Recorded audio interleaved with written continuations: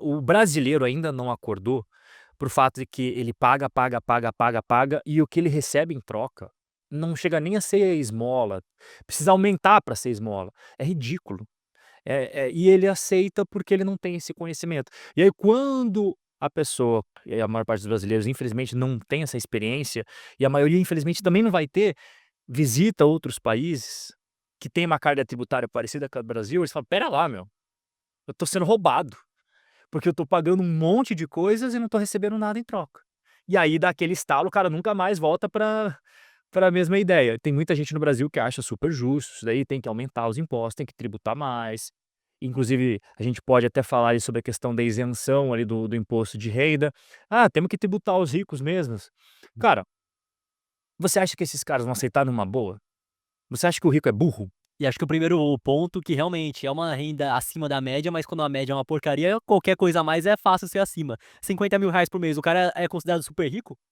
Onde? No Brasil agora No é no Brasil é. Aí você pega esse salário em dólar, 8.000 e poucos dólares? classe média pra baixo. Exatamente. E é o super rico aqui no Brasil que tem que ser taxado, que tem que ter essa justiça tributária que o Estado Justiça fala. E tributária. outro ponto que não falam é que em 94 a isenção era até 600 e poucos reais. Aí tem gente que pensa, não, era 600 e pouco, 2025 é 2.500, se eu não me engano, quem é isento de imposto de renda quadruplicou. Só que em 94 o salário mínimo era R$ 70 por mês. Logo eram 9,2 salários mínimos. Isso. Hoje, se fosse ajustar pelo número de salários mínimos de 94, teria que ser quase R$ 14.000 de isenção. É. Então 5.000 tá pouco ainda. É uma esmola, na verdade, que É. estão dando comparado ao passado. É legal você até ter falado sobre essa questão dos 9 salários mínimos, que eu cheguei a fazer um reels falando sobre essa questão de 1994 ser 9 salários mínimos de isenção. Então esse é o justo. Por que que, a gente hoje não paga? Porque ao longo do tempo eles não foram atualizando, deixa quieto, vai mudando, tal, é sempre em detrimento da população, em benefício do Estado. Se fosse para ser justo, eles: "Não, espera lá, a regra é a mesma, mantém a mesma regra. É 9 salários mínimos? É 9 salários mínimos. Até hoje, 9 salários E mínimos". reajustar ano após ano, porque se não reajusta ano após ano, aí fica difícil. Que é o que aconteceu hoje, não ajustar. E agora, inclusive, nesse projeto novo, falaram, né: "Não, tem que colocar a tabela de imposto de renda pelo IPCA, pelo menos". Aí falaram que não dá para pôr. Por quê? Porque isso pode tirar a receita do governo. Ou seja, eles nem escondem que é roubado, Eles já estão esperando que em menos de 20 anos o salário mínimo já vai ser R$ 5.000. que vai Aí vai o cara que ganha o salário mínimo vai estar pagando imposto. se você corrigir pela inflação, eles não vão ganhar nesse joguinho aqui. Agora, se você não corrige, você faz toda essa que agora estão jogando confete, igual vocês mostraram ali, post, que lindo, maravilhoso, estamos preocupados com vocês. Tá, não vai ter correção, daqui a pouco passa esse efeito. 2026, 2027, a inflação vai comendo, 2028, 2029, e aí, cara, não adiantou de nada. Se você corrigisse pelo menos pela inflação, não, pelo menos agora o Estado brasileiro está sendo justo, né? Só que eles tiraram do projeto, eles falaram: "Não, não pode, não pode, porque Não. senão a gente vai perder receita". Exatamente. E ainda querem, como que eu posso dizer, colocar uma luta do pobre contra o rico. Que a gente vai tirar do rico para conseguir isentar o pobre, sendo que na verdade o Estado, cada ano que passa, consegue arrecadar mais e mesmo assim tá no déficit porque tá gastando mais. Eu percebo uma coisa, a gente sempre escuta aumentar os impostos, mas eu nunca vi em nenhum debate a eficiência dos gastos. Vocês já viram? Eu nunca vi. Não. Vamos estabelecer metas de produtividade, não tem, cara. É sempre: "Não, precisa mais dinheiro para educação, mais dinheiro para saúde", mas, cara, pera lá, a gente tá jogando, jogando dinheiro, e não é pouco. E qual que é o resultado? O SUS, o cara entra lá, não sabe se sai vivo. Escola pública, eu já tive eu já estudei em escola pública, já estudei em escola particular, cara, é uma puta diferença. Na nossa escola a gente também já estudou em público e particular. Aos 11 anos na escola pública, já tinha a criançada, que é criança na minha visão, 11 anos, já vendendo droga na praça. Então, cara, Faltava mais professor do que tinha no dia. Uhum. Sei lá, tinham 6 aulas, 4 professores faltavam, só tinham 2. a solução sabe qual que é? Bota mais dinheiro nisso. Pô, será que é?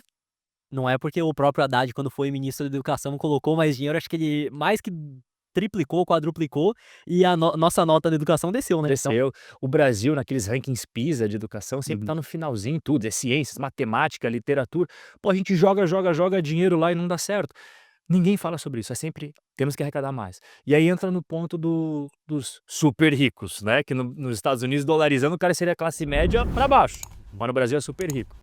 Você acha que essas pessoas, elas realmente vão aceitar numa boa, pagar os impostos? Não. Até o próprio político, ele não vai querer isso muitas vezes. O cara ou imagina um empresário que ele tem a opção de mudar a produção dele para o Paraguai. Uhum. Ou se for um negócio mais de serviços digital para Dubai, que vai E ser se ele não puder, ele vai repassar pro consumidor. vai repassar para o consumidor. Já que ele vai ver, quando eu vou mandar pra minha pessoa física, eu vou ter que pagar 10%, então toma aqui mais 10% pra você. O cara tem uma fábrica, uma indústria que ele pode passar para o Paraguai e pagar menos imposto. Primeiro que toda toda a operação dele vai ter menos imposto.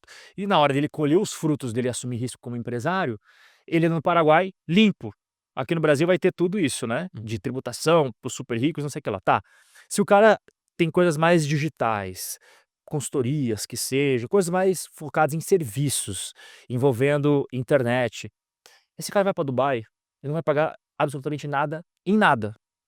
E vai colher os frutos limpo na conta dele em um país que você pode ser com um relógio na rua, andar com o carro com o vidro aberto. Se esse cara tiver a opção de escolher, será que ele vai optar em permanecer no Brasil pagando para não melhorar nada a vida dele, pagar mais a conta, ou vai embora para o Paraguai, para o Uruguai tem bastante brasileiro indo, para Dubai, ou até mesmo para os Estados Unidos, falar, cara, já que é para pagar uma carga tributária alta, eu vou para os Estados Unidos, que é a terra do capitalismo, tal, tem um monte de brasileiro lá, eu vendo para os brasileiros também, vou embora.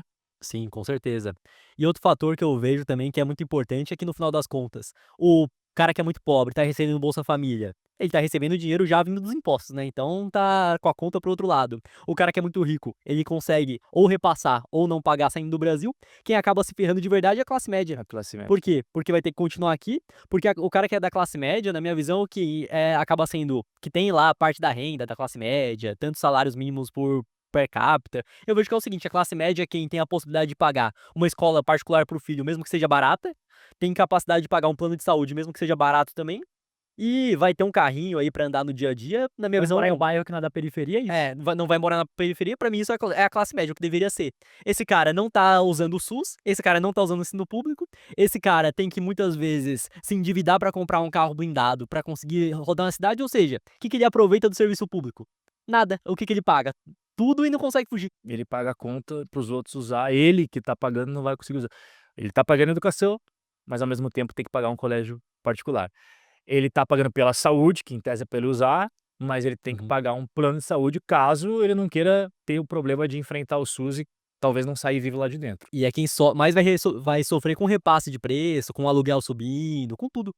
É a E- classe média. Quem mais se ferrou na Venezuela foi a classe média. Que quem era empresário, rico, não sei o que lá, ó, já foi embora faz muito tempo para a Espanha.